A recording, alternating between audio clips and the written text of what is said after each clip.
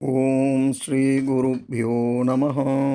இன்றைய இறையமுதத்திலே நாம் பார்க்க இருக்கும் ஸ்தோத்திரம் ஹாலாஸ்ய மகாத்மியத்திலே வர்ண பகவானால் அருளிச் செய்யப்பட்ட மதுரையம்பதியில் வீற்றிருக்கும் மீனாட்சி சுந்தரேஸ்வரர் மீது அருளிச் செய்த மீனாட்சி சுந்தரேஸ்வர ஸ்தோத்திரத்தின் 4வது ஸ்லோகத்தை பார்க்க இருக்கிறோம்.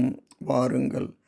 காதம்பகானன நிவாச குதூகலாய காந்தார்த்தபாககமனீய கலேபராய காலாந்தகாய கருணாமிருதசாகராய ஹாலாஸ்ய மத்யநிலயாய நமः சிவாய காதம்பகானன நிவாச குதூகலாய காந்தார்த்தபாககமனீய கலேபராய காலாந்தகாய கருணாமிருதசாகராய ஹாலாஸ்ய மத்யநிலயாய நமः சிவாய காதம்ப கானன நிவாச குதூகலாய காந்தார்த்தபாககமனீய கலேபராய காலாந்தகாய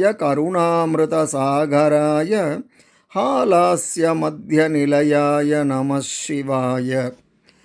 கதம்ப மரங்கள் நிறைந்த காட்டில் வசிக்க ஆவல் கொண்டவரும் தனது உடலில் பாதி பாகத்தை அம்பிகைக்கு அளித்ததால் பிரகாசிக்கும் ஷரீரத்தை கொண்டவரும் காலனாகிய யமனுக்கும் காலனாக விளங்குபவரும் கருணை என்ற அமுதத்திற்கு கடலாக விளங்குபவருமாகிய மதுரையம்பதியிலே விற்றிருக்கும் மீனாட்சி சுந்தரேஸ்வரரை அனுதினமும் பணிந்து வணங்குகிறேன்.